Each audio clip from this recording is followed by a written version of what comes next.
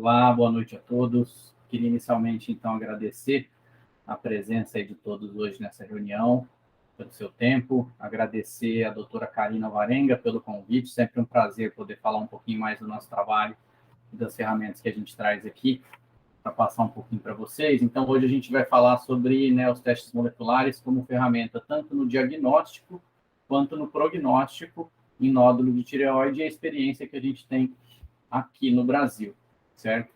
Para aqueles que não me conhecem, meu nome é Marcos, eu sou pesquisador na área de genética e biologia molecular e sou pesquisador responsável aí pelo desenvolvimento do exame MIRType, por isso meus conflitos de interesse aqui declarados. Hoje, apesar de tudo que eu vou falar aqui ser baseado em evidência científica, eu tenho então esse conflito de interesse aí. Bom, só para a gente começar introduzindo o tema, que vocês devem estar bem por dentro, o nódulo de tireoide já virou um problema de saúde pública, A gente tem aí uma epidemia, de nódulo de tireoide. A gente sabe que a SBEM sugere que 60% dos brasileiros vão identificar um nódulo ao longo, em algum momento da vida.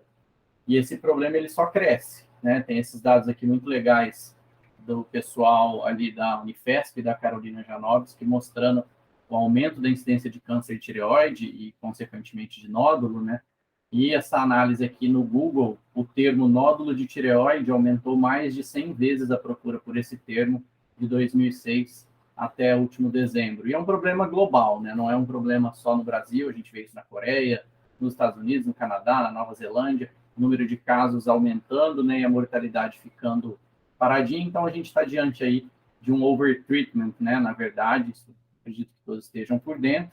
E aqueles nódulos que são suspeitos ao ultrassom, eles vão ser avaliados, então, pela punção, pela PAF. E aí, aqui a gente agrupou em 3 grandes grupos, Essa punção, quando ela tem resultado Bethesda 2, resultado benigno, esse paciente entra em acompanhamento. Do outro lado, a minoria de casos que tem ali suspeita de malignidade ou já tem o Bethesda 6, são casos que vão se beneficiar da cirurgia. E o calcanhar de Aquiles aí nosso é sempre aquele nódulo indeterminado, Bethesda 3 ou 4. Pode chegar a 30% das punções. Esse paciente normalmente também é indicado para cirurgia. Só que o que a gente vê? Que no pós-cirúrgico, só 1/4 desses pacientes que se beneficiam realmente dessa cirurgia. A grande maioria desses nódulos, quase 80% deles, são benignos. Então, a gente está falando em um número de cirurgias potencialmente desnecessárias muito grande. E quais são os problemas dessa cirurgia? É uma cirurgia muito tranquila, existem algumas complicações, acho que o hipoparatireoidismo é o pior, tanto para o paciente quanto para o médico, Mas quando essa cirurgia é feita de forma desnecessária, existe a necessidade de reposição hormonal desnecessária também para o resto da vida e gasto desnecessário também para o sistema de saúde. Então, a gente vê que o período até os pacientes, vocês devem enfrentar isso no consultório, se adequar à dose de levotiroxina não é tão simples assim. Então, evitar essa cirurgia é altamente desejável. E aí, o que os principais guidelines sugerem para a gente tentar minimizar um pouquinho desse problema? Então, a gente tem tanto o guideline brasileiro, quanto o último guideline da ATA, quanto o guideline mais recente da NCCN, todos eles sugerem que, em casos de Bethesda 3 ou 4, a gente faça o uso de testes moleculares. Mas qual teste molecular? Esse é um problema de acesso, porque no mundo inteiro a gente só tem 4 testes comercialmente disponíveis. A gente tem, talvez, aí o mais famoso, que foi o pioneiro, o Afirma, o Tyroseq, o painel Tygenex Tyramir, estes 3 disponíveis só nos Estados Unidos, e o MIRType, que foi desenvolvido aqui no Brasil com pacientes brasileiros. Disponível no Brasil para que a gente possa fazer somente o Tyroseq e o MIRType. E hoje a gente vai falar um pouquinho mais do MIRType, que é esse classificador de nódulos de tireoide por microRNA.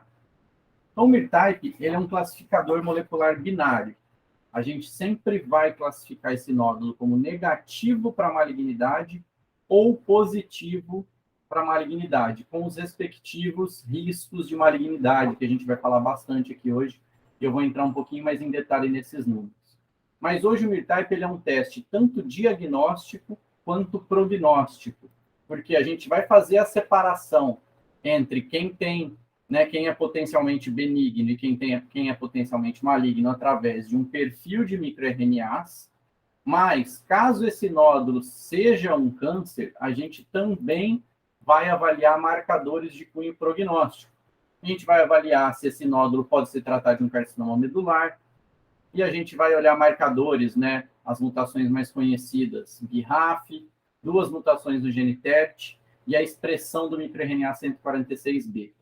Estes outros marcadores aqui, eles têm a função de identificar nódulos com um potencial mais agressivo, um potencial de recorrência maior, de metástase maior, um potencial de agressividade, justamente para ajudar no planejamento cirúrgico. Se negativos, pode dar suporte a um manejo cirúrgico não tão agressivo. Se positivos, eles já sugerem aí pelo menos uma tireoidectomia total, em alguns casos até com esvaziamento cervical.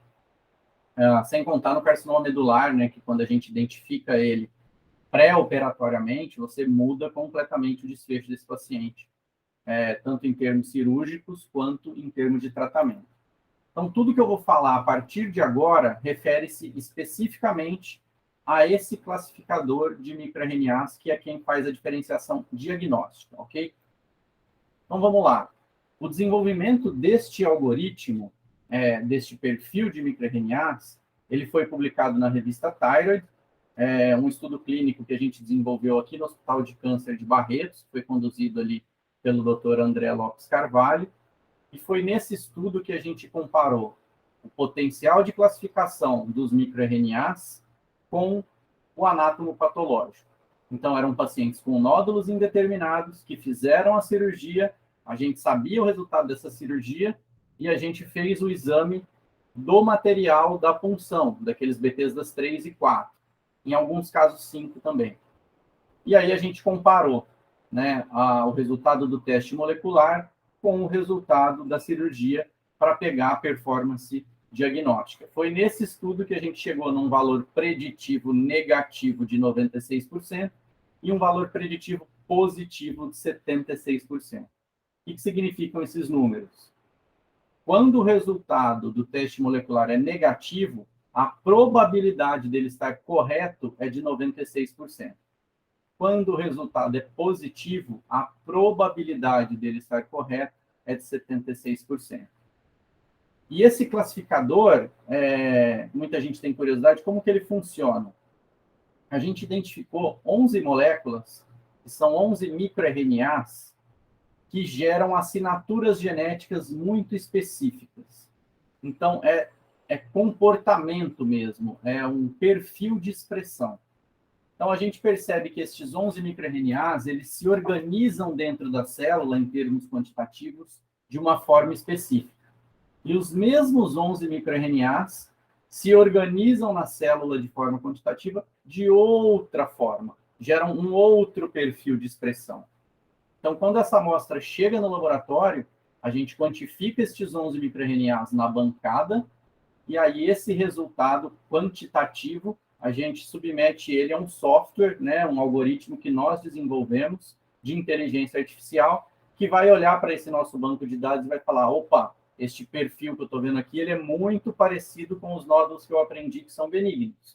Ou, ó, este perfil aqui, ele é muito mais parecido com os nódulos que são malignos, certo?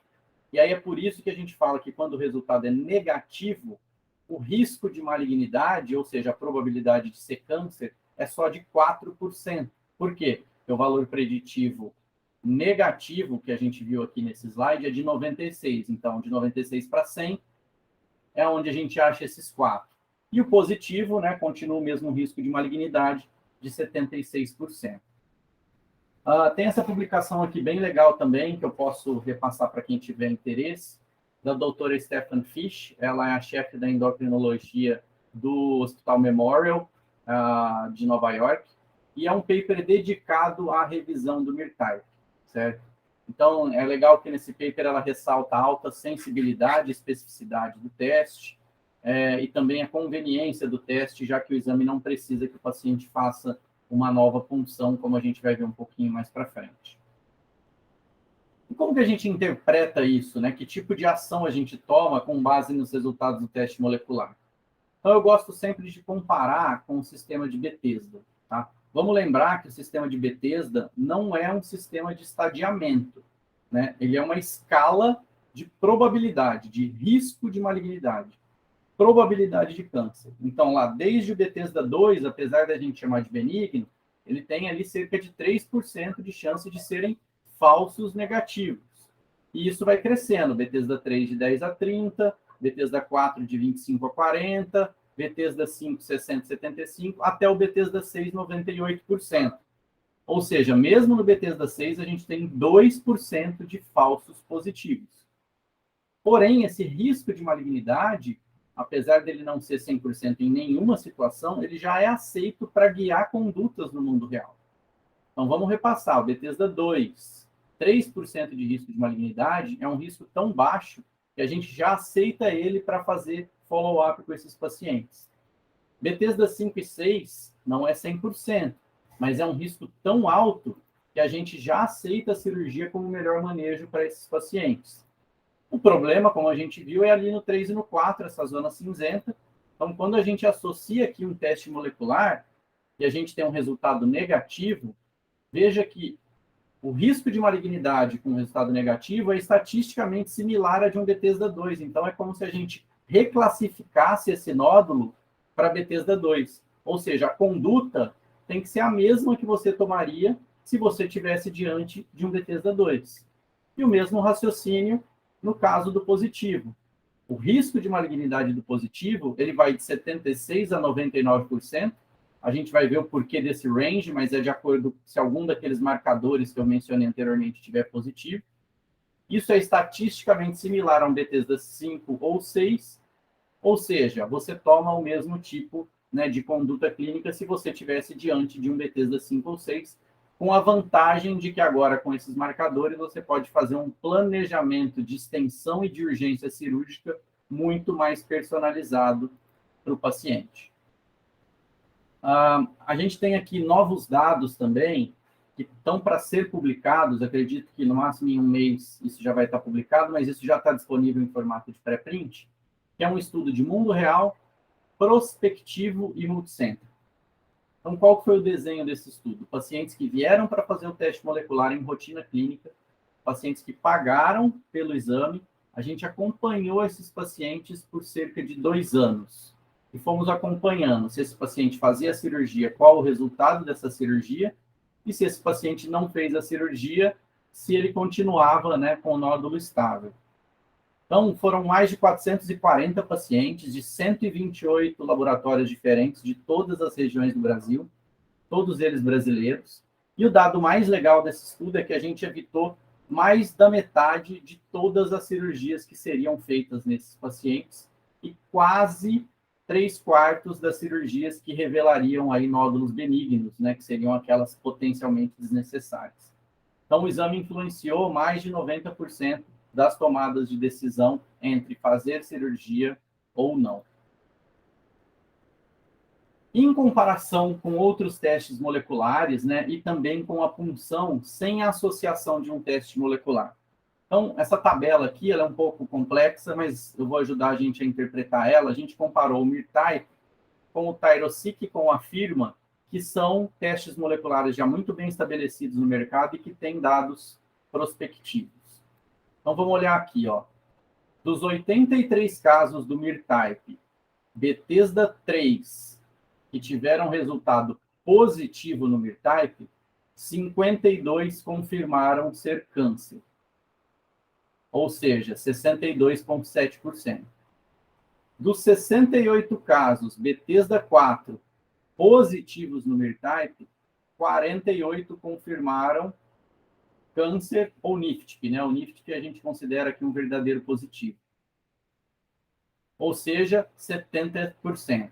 Então, no agregado, 151 casos Bethesda 3 ou 4, que a gente teve acesso, né, ao laudo histológico, 100 deles se confirmaram câncer. Então, a gente tem, no geral, 66%, né, neste estudo de acerto. Muito similar, né, praticamente idêntico ao Tyrosic, com uma performance melhor do que o do próprio Afirma, mas quando a gente olha aqui para a PAF, sem associação de um teste molecular, isso aqui é um levantamento, uma revisão sistemática do Bongiovanni, com mais de 2.000 nódulos, mostrando que só 22% deles são câncer. O que isso significa na prática clínica? Então, quando você associa o Myrtype a um nódulo Bethesda 3 e 4, você precisa de uma cirurgia e meia para encontrar um caso de câncer. Tyrosic também. Se você associar o Afirma, 2,2 cirurgias para encontrar um caso de câncer. E se você não associa nenhum teste molecular, quase 4 cirurgias e meia em Bethesda 3 e 4 para poder encontrar um câncer. Então, independente do teste molecular que você associe na rotina, ele ajuda, né, a diminuir o número de cirurgias que não vão encontrar realmente câncer, diminuindo o número de cirurgias desnecessárias. Mas será que a gente pode julgar um classificador molecular pelo desempenho dos positivos? Porque às vezes o médico tem um resultado positivo, vamos lembrar que ele varia de 76%, né, começa em 76%. Então a gente espera que 24% dos casos sejam falsos positivos. O paciente vai operar e vai vir um resultado de um nódulo benigno. E isso, a gente não pode levar essa interpretação para o benigno. E eu vou mostrar para vocês por quê. Primeiro, a gente não tem essa impressão nos negativos, porque os negativos raramente se operam. Naquele estudo que eu mostrei para vocês de mundo real, a gente teve 17 casos operados só, de mais de 200 que tiveram resultado. Estes 17, todos confirmaram nódulos benignos. Mas é um N muito pequeno para a gente assumir, né, um acerto de 100%. Então, a gente tem um bias de corte, a gente vê pouco nódulo negativo sendo operado para fazer essa avaliação. A gente tem que lembrar que não só o Myrtype, como qualquer outro teste molecular, não é um exame de diagnóstico de câncer. Ele é um exame que visa identificar nódulo benigno, para evitar que o paciente vá para a cirurgia. Então, existe um bias de finalidade, né? O objetivo é ser muito bom no negativo. E, se positivo, dar mais informações. Só que existe algo técnico que a gente não consegue sair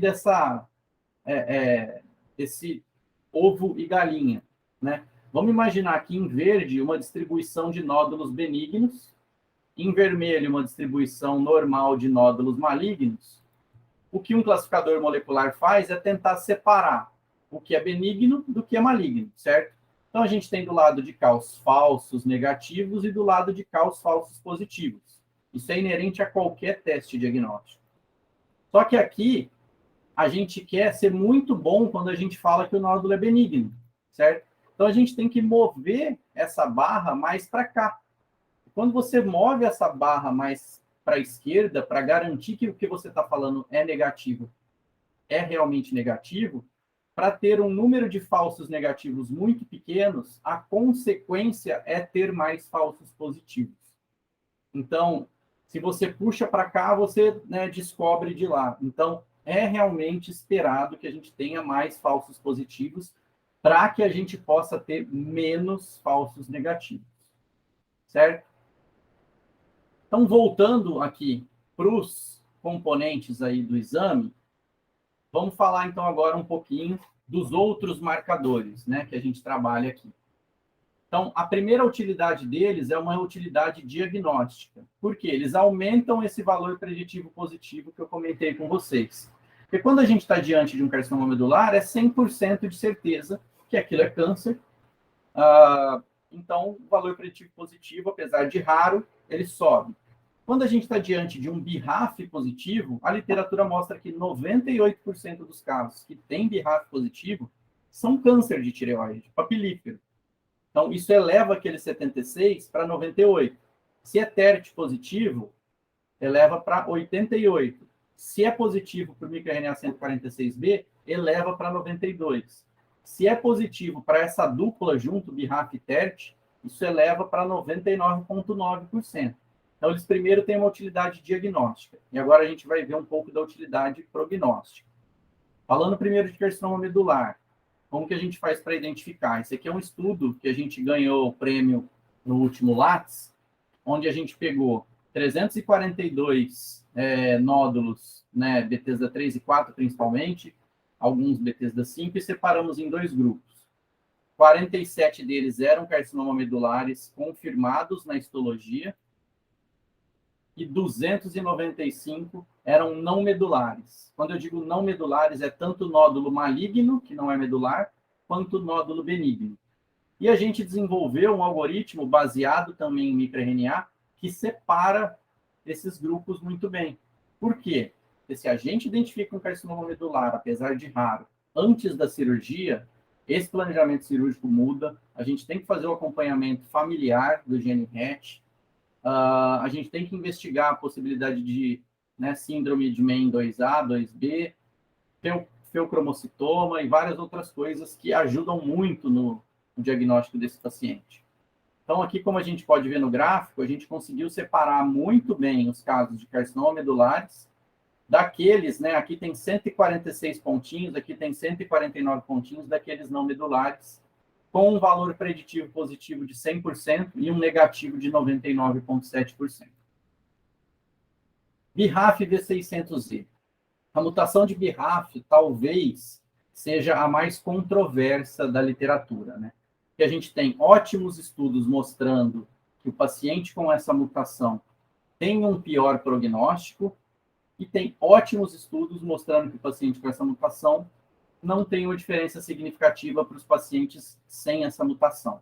Então, eu vou mostrar as evidências para que cada um faça a sua conclusão, e tem ainda toda a discussão da radiodoterapia, né, se o paciente com BRAF V600Z realmente capta menos iodo, ou realmente não tem diferença. Eu não vou falar muito sobre radiodo, mas existe essa possibilidade. Aonde não existe nenhum tipo de discussão é da utilidade dele para o tratamento, né, de target therapy. Então, aquele paciente que evolui mal, né, não responde a iodo, a cirurgia não curou e ele vai precisar de um tratamento lá na frente, aí sim a gente tem os inibidores de BRAF, que esse marcador é muito bom.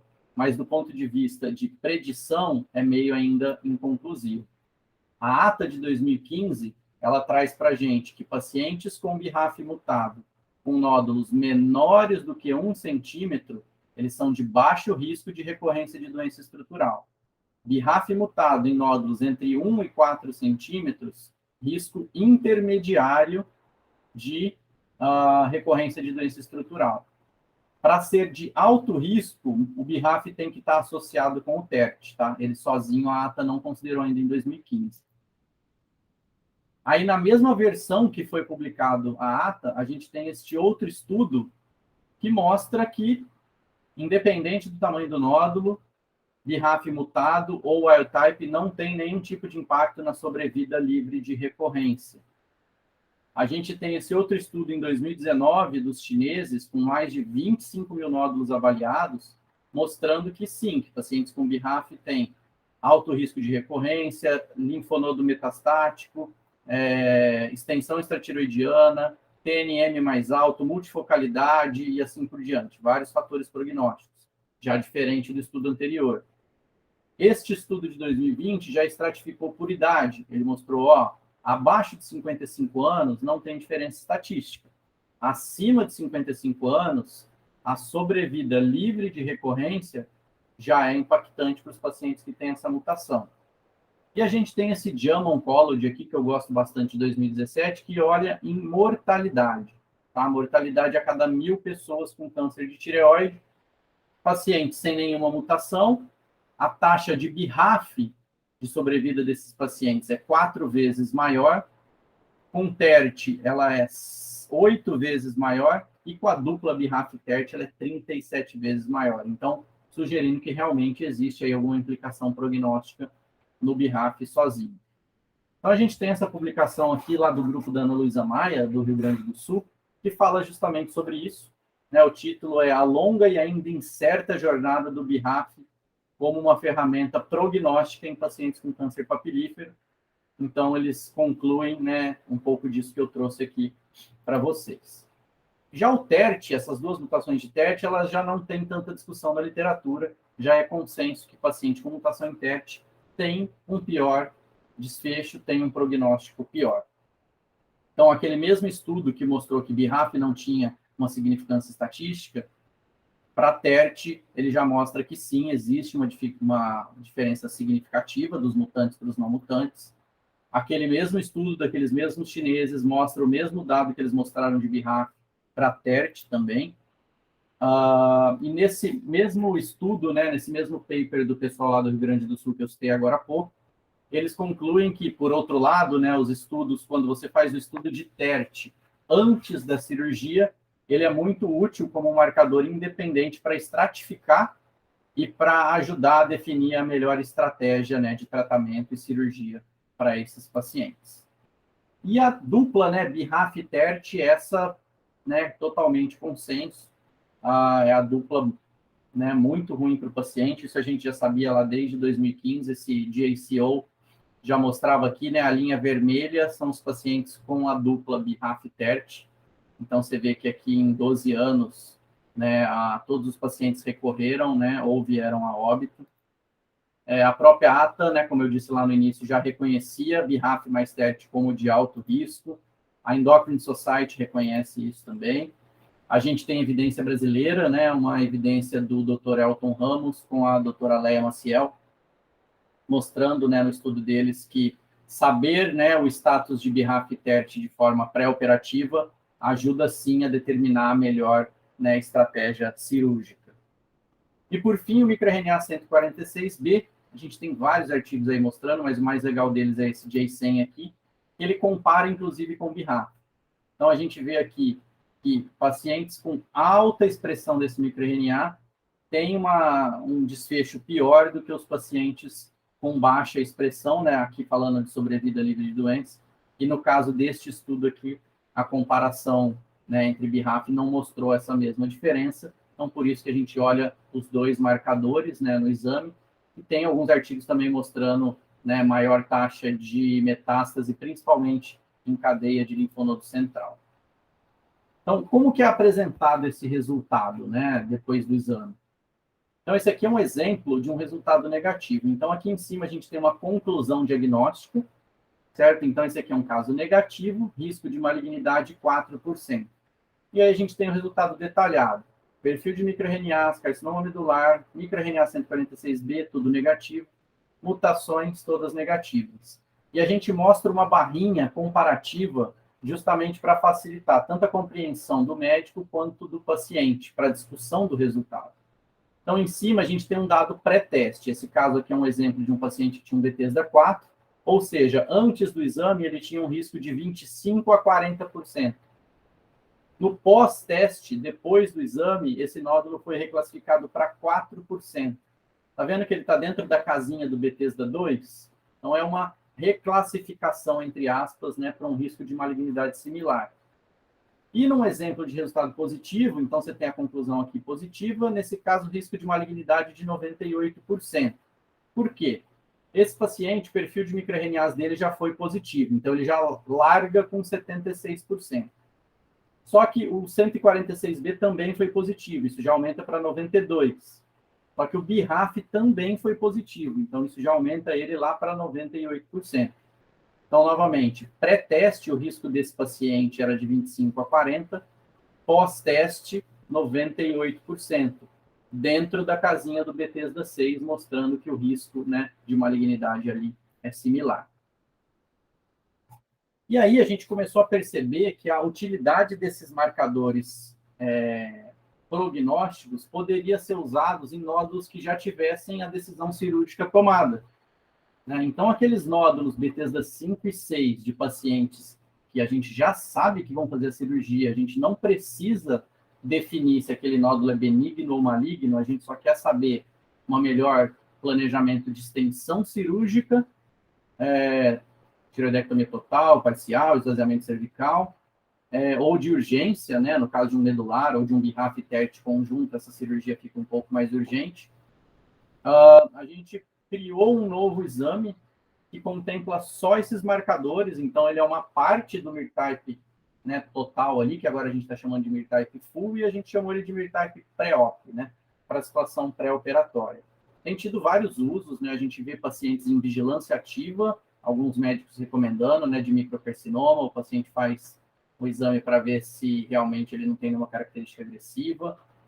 A gente tem visto também um uso de pacientes que vão fazer radioablação de microcarcinoma também, porque se positivo, já tem alguns médicos sugerindo a tireoidectomia ao invés da radioablação nestes nódulos, certo? Como eu falei, não há necessidade de uma nova punção, o exame é feito da mesma lâmina que o paciente já coletou, então aquela lâmina que o patologista classificou, né, como Bethesda 3 ou 4 para o MIR-Type Full, ou como 5 ou 6 para o pré-op, é aquele material que a gente precisa. Então, a gente tem toda uma logística aí para organizar junto com o seu paciente para trazer esse material até no laboratório. Então, isso, né, de vantagens, tem a conveniência do paciente evitar esse desconforto novamente, mas a principal que eu vejo é a conformidade, né? A gente vai analisar exatamente as mesmas células ali que o patologista analisou, sem ter uma heterogeneidade ou uma homogeneidade maior de uma nova punção.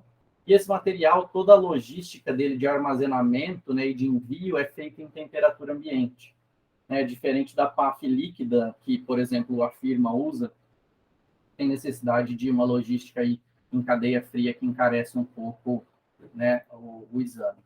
Todos os tipos de coloração, fixação e montagens, não sei se tem algum patologista assistindo a gente agora, mas é uma preocupação às vezes do patologista, né, se tem algum tipo de material. Não, a gente trabalha com todas as colorações, fixações e montagens, né? A gente não gosta muito do spray automotivo, mas dá para fazer também. E como que a gente solicita o exame? Então, o primeiro passo é instruir o paciente a entrar em contato com o laboratório onde ele fez o exame, a PAF, né, e solicitar essas lâminas. Depois, entregar para o paciente o formulário de pedido médico. Tá? Esse formulário está disponível no nosso site, ou eu posso enviar para quem tenha, para quem queira, né, ou tenha necessidade. A gente tem um canal de assessoria ao médico aí pelo WhatsApp, vou deixar no final esse contato. Esse formulário de pedido médico, pessoal, é muito importante a gente preencher ele por segurança técnica do seu paciente. Primeiro você vai escolher, né, se é o MIR-Type Full ou se é o MIR-Type Pré-Op. Mas depois a gente tem essa parte aqui de informações clínicas que eu preciso que vocês informem o nódulo que você quer que seja analisado, a localização, a data da coleta da PAF, aonde essa PAF foi feita e se esse paciente tem mais de um nódulo ou não. Por quê? Porque quando esse paciente retira o material no laboratório, o laboratório entrega para ele todo o material que tem lá. Então, se esse paciente tem mais do que um nódulo, o laboratório vai entregar todo o material para ele. Se esse paciente tem duas punções do mesmo nódulo, o laboratório vai entregar tudo. Então, aqui é onde você vai definir, ó, eu quero a PAF do dia tal do nódulo do lobo esquerdo superior Bethesda 4, por exemplo. Aí a gente consegue separar esse material e fazer o exame do material que você realmente deseja que seja feito o exame. E, por último, né, solicitar que o paciente entre em contato conosco. Então, esse aqui é o contato, né, de atendimento aos pacientes. Ele pode entrar em contato também pelo nosso site, certo? E é isso, eu queria deixar, então, agora aberto para as perguntas. Eu deixo aqui também o meu contato direto do meu celular, onde eu faço a parte de assessoria médica, discuto casos, interpretação de laudos, enfim. Fiquem à vontade para entrar em contato. Agradeço novamente aí o pessoal da SBEM, a doutora Karina Alvarenga, pelo convite, e estou agora ao vivo aqui com vocês à disposição para responder perguntas. Muito obrigado.